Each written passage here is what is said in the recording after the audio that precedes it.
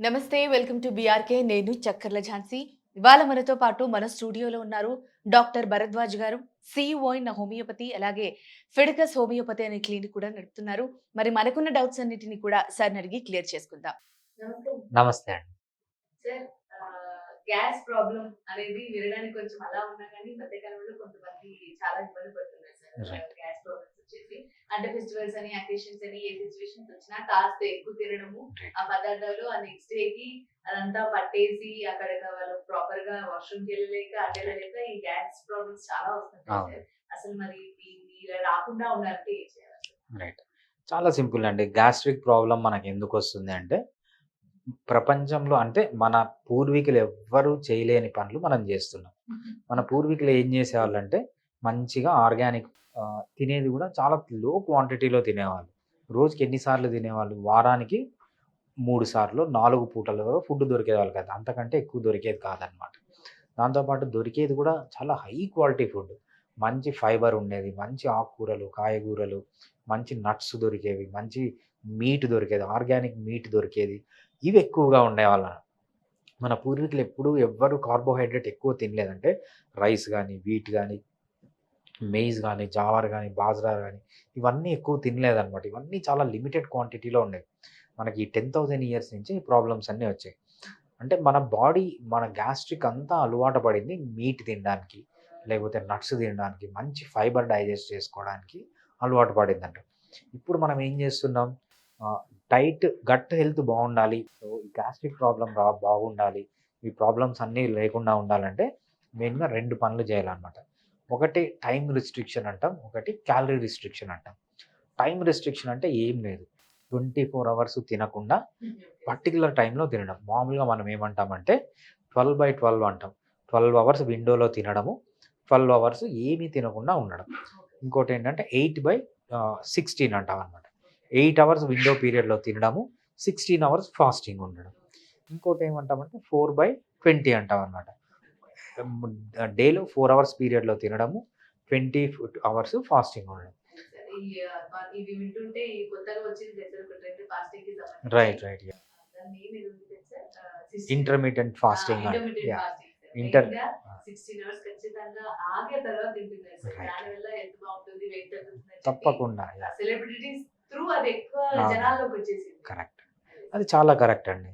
అంతే ఇంకోటేంటంటే బెస్ట్ ఏంటంటే 1/23 పర్ డే 1 అవర్ తినండి. 23 అవర్స్ ఫాస్టింగ్ ఉండదనేది హైయెస్ట్ ఫార్మ్ ఆఫ్ హెల్త్ అనమాట. అలా అంటే చేసి ఆ 1 అవర్ ఎంతైనా తినొచ్చు సార్ మనకు పట్టినట్టు. ఎంతన్నా తినొచ్చు. బట్ ఏం తింటున్నాము? నువ్వు మళ్ళీ అదే వెజిటబుల్ ఆయిల్స్, నువ్వు అదే షుగర్సు, అదే కార్బోహైడ్రేట్ తింటే లాభం లేదు. మంచిగా తినాలి.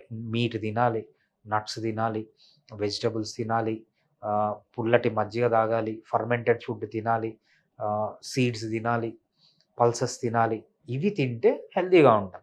సో, ఆ 1 అవర్ తినమన్నారు. 1 అవర్ చాక్లెట్‌లు, 1 అవర్ బిస్కెట్‌లు. సో, ఇలా తినడం కాదు. ఏం తింటున్నాం అనేది ఇంపార్టెంట్. ఎప్పుడు తింటున్నాం అనేది కూడా ఇంపార్టెంట్ అనమాట. ఫస్ట్ మనము టైమ్ రిస్ట్రిక్షన్ గురించి మాట్లాడుతున్నాం. Next calorie restriction. Calorie restriction అంటే ఏం తింటున్నాం? సో, మంచిగా ఆకుకూరలు ఇప్పుడు చెప్పినట్లు ఆకుకూరలు, కాయగూరలు, పల్సెస్, పప్పు దినుసులు, నట్స్, సీడ్స్, పుల్లటి మజ్జిగ, ప్రోబయాటిక్స్ అంటాము. ఆహ్, అప్పుడప్పుడు మంచి ఫ్రూట్స్ అంటే లో షుగర్ ఉన్న ఫ్రూట్స్ ఉన్నాయి. నేచర్‌లో దొరికే ఫ్రూట్స్ ఇవన్నీ తింటే చాలా హెల్తీగా ఉంటారు. గట్ కూడా చాలా హెల్తీగా ఉంటారనమాట. గట్టుకు మెయిన్‌గా మనోళ్ళు చేసే ప్రాబ్లమ్ ఏంటంటే ఇప్పుడు ఎస్పెషల్లీ ప్రాసెస్డ్ ఫుడ్స్ తినడం వల్ల. ప్రాసెస్డ్ ఫుడ్స్ అంటే ఏంటంటే సీరియల్స్‌నే మనం ఏమనుకుంటున్నామంటే మొత్తం ఫైబర్ అంతా తీసేసి ప్రాసెస్డ్ ఫుడ్ బ్రెడ్ గానీ, లేకపోతే రైస్ గానీ, సో, ఏదైతే ప్రాసెస్ చేసి ఫుడ్ తింటామో వీటన్నిటి వల్ల ఏమవుతుందంటే స్టమక్ లైనింగ్ అనేది వెళ్ళిపోతుంది. ఎప్పుడైతే స్టమక్ లైనింగ్ అనేది వెళ్ళిపోతుందో, ప్రాసెస్ ఫుడ్‌లో ఇంకా ఏం చేస్తారంటే, వాళ్ళు కొన్ని సోప్ లాంటి పదార్థాలు యాడ్ చేస్తారనమాట. ఎప్పుడైతే ఈ సోప్ లాంటి పదార్థాలు యాడ్ చేస్తారో, మన ఇంటెస్టైన్‌లో ఉన్న లైనింగ్ అంతా తీసేస్తాయి. ఎప్పుడైతే లైనింగ్ పోతుందో, ఈ గ్యాస్ ఫార్మేషన్ ఇవన్నీ జరుగుతాయనమాట. సో, ఎంత న్యాచురల్ ఫుడ్స్ తింటే అంత మంచిది. హోల్ ఫుడ్స్ తినాలి. హోలిస్టిక్ ఫుడ్స్ తినాలి. తప్పితే ఫైబర్ తీసేసి అన్‌న్యాచురల్ ఫుడ్స్ తింటే ఏమవుతుందంటే, గ్యాస్ట్రిక్ ఇష్యూస్ అనేవి వస్తుంటాయి. దీంతో పాటు మంచిగా నిద్రపోవడం చాలా ఇంపార్టెంట్. ఎప్పుడైతే లైఫ్‌లో స్ట్రెస్ ఉంటుందో, దాన్ని సింపాథిక్ స్టిమ్యులేషన్ అంటాం అనమాట. ఎప్పుడైతే సింపాథిక్ నర్వస్ సిస్టమ్ స్టిమ్యులేట్ అవుతుందో అప్పుడు గ్యాస్ ఫార్మేషన్ గానీ, డిస్పెప్సియా గానీ ఈ ప్రాబ్లమ్స్ అన్నీ వస్తూ ఉంటాయన్నమాట. సో, స్ట్రెస్ తక్కువగా ఉండేటట్లు చూసుకోవడము. సో, రెగ్యులర్‌గా ఎక్సర్సైజ్ చేయడము.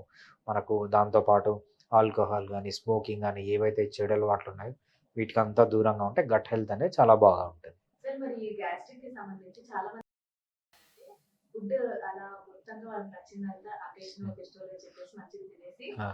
ఆయాసం అవుతుందని ఆ! చెప్పేసి స్ప్రైట్ తాగడము, ఈనో తాగడము చేస్తూ ఉంటారు సార్. ఆహాహా! మరి అలా చేయడం వల్ల కూడా ఆ! నిజంగా రిలీఫ్ అప్పటి వరకే వస్తుందా సార్? అది కూడా మళ్ళా మరి గ్యాస్ట్రిక్ అంటే ఇన్ ద సెన్స్ మన టమ్మీలో హ్మ్. గట్‌కి సంబంధించి గాని, హ్మ్. ఇమ్యూనిటీకి సంబంధించి గాని అంటే హ్మ్. ఇది తెలియకుండా ఓవరాల్‌గా అన్ని యాస్పెక్ట్స్ అక్కడ పెడుతుంది సార్. మరి అవును. దాని వల్ల కూడా ఏమైనా ప్రాబ్లమ్ వస్తుంది అంటారా? అడ్వర్టైజ్‌మెంట్‌లో ఏం చేస్తారంటే సమోసాలు తింటాడు, వాడు అన్నీ తింటాడు. ఆడికి అదే. కడుపు నొప్పొస్తుంది. కడుపు నొప్పొస్తేనే ఈనో తాగుతాడు. అదే సో, సార్. ఈనో అనేది సొల్యూషన్ కాదండి. అది ఇంకా ప్రాబ్లమ్‌ని వర్స్ చేస్తుంది తప్పితే, ఆ టెంపరరీగా రిలీఫ్ వస్తుంది తప్పితే, పర్మనెంట్ సొల్యూషన్ కావాలంటే మనము టైమ్ రిస్ట్రిక్షన్ ఫీడింగ్ చేయాలి. క్యాలరీ రిస్ట్రిక్షన్ ఫీడింగ్ చేయాలి. నేచురల్ ఫుడ్సే తీసుకోవాలి. ఆర్టిఫిషియల్ ఫుడ్స్, సింథటిక్ ఫుడ్స్, అదేవిధంగా ప్రాసెస్డ్ ఫుడ్స్ తగ్గిస్తేనే దీనికి పర్మనెంట్ సొల్యూషన్ అనేది దొరుకుతుంది. అంటే మీరన్నట్టు సార్ ఈ జీరా వాటర్ గోరువెచ్చగా జీరా వేసి మరిగించి ఆ వాటర్ తాగడం హ్మ్. వాటి వల్ల తగ్గుతుందంటారా నిజంగానే? మనం ఇప్పుడు డిస్కస్ చేసేదేంటంటే, ఆ గ్యాస్ట్రిక్ సమస్య రాకుండా ఉండడానికే ఓకే. చెప్తున్నాము. ఓకే. సో, రాకుండా వచ్చిన ఉండడానికి. తర్వాత ఇంకా అది ఏం చేసినా ఒకటే అన్నమాట. సో, మనం రాకుండా ఏం చేయాలి అనేది మెయిన్. రాకుండా ఉండాలంటే నేచురల్ ఫుడ్స్ తినాలి. టైమ్ రిస్ట్రిక్షన్ చేయాలి. అంటే 24 అవర్స్ తినకుండా మనం ఏం చేస్తున్నాం ఇప్పుడు? పొద్దున టిఫిన్, మధ్యాహ్నం భోజనము, ఆ! సాయంత్రం స్నాక్సు, మళ్ళీ నైట్ డిన్నరు, ఆ నైట్ తర్వాత మళ్ళీ లేసి midnight biryani, early okay. Morning biryani. అంటే రోజుకి 6 పూటలు తింటూనే ఉన్నాం. ఈ 6 పూటలు కాకుండా మళ్ళీ ఎనర్జీ తగ్గిపోతుంది, అది తగ్గిపోతుందని మధ్య మధ్యలో టీలు, కాఫీలు, బిస్కెట్‌లు, బర్గర్‌లు, పిజ్జాలు, కూల్ డ్రింక్‌లు అంటే మనిషి 24 అవర్స్ తింటూనే ఉన్నాడు. మన పూర్వీకులు ఏం చేసేవాళ్ళు? వారానికి 3 పూటలు వాళ్ళకి ఫుడ్ దొరికితే ఎక్కువన్నమాట. అదే. సో, దాన్ని మనము 24 అవర్స్ తింటూనే ఉన్నాం. ఎప్పుడైతే ఇంత చెత్త లోపలికెళ్తుందో మనకు గ్యాస్ట్రిక్ ప్రాబ్లమ్స్ అన్నీ వస్తాయి. తినేదేమన్నా మంచి ఫుడ్ తింటున్నామా అంటే మొత్తం కార్బోహైడ్రేట్, మొత్తం షుగర్స్, మొత్తం ఒమేగా 6 ఫ్యాటీ యాసిడ్స్, మొత్తం ఫ్రీ ఆఫ్ ఫైబర్. ఫైబర్ లేదు, మినరల్స్ లేవు, విటమిన్స్ లేవు. మొత్తం తినేది కార్బోహైడ్రేట్, ఒమేగా 6 ఫ్యాటీ యాసిడ్స్. దీనివల్లనే ఈ డ్యామేజెస్ అన్నీ జరుగుతున్నాయి. సార్ మరి గ్యాస్ట్రిక్ సమస్యలకి హోమియోపతిలో ట్రీట్మెంట్ అంటూ ఉంటుందా? యాహ్! డెఫినెట్‌గా అండి. సో, మనం లైఫ్‌లో కొన్ని లైఫ్ స్టైల్ మోడిఫికేషన్స్ చేసుకొని హోమియోపతి మెడిసిన్స్ వాడితే హోమియోపతిలో గ్యాస్ట్రిక్ ప్రాబ్లమ్‌కి సక్సెస్ రేట్ అనేది మోర్ థాన్ 99% ఉంటదనమాట. ఆల్‌మోస్ట్ ఎంతమంది వచ్చినా 100 మందొచ్చినా 100 మందికి ఆల్‌మోస్ట్ 99 మందికి గ్యాస్ట్రిక్ ప్రాబ్లమ్స్ చాలా బాగా తగ్గుతాయి హోమియోపతి ట్రీట్మెంట్‌లో. అది కూడా ఒక్క సైడ్ ఎఫెక్ట్ కూడా లేకుండా చాలా టైమ్‌లీగా ఈ ప్రాబ్లమ్స్ అన్నీ తగ్గించుకోవచ్చు. సార్ మొత్తంగా అసలు గ్యాస్ట్రిక్ సమస్య ఎలా వస్తుంది? అది రాకుండా ఉండడానికి ఏం చేయాలి? వాటికి కూడా హోమియోపతిలో మంచి ట్రీట్మెంట్ ఉంటుందని చెప్పారు సార్. ఇప్పుడు దీనికి సంబంధించి నాకు తెలిసి ఆడియన్స్‌కి చాలా ఇంపార్టెంట్ ఇచ్చారు. ధన్యవాదాలు. థాంక్స్ అండి.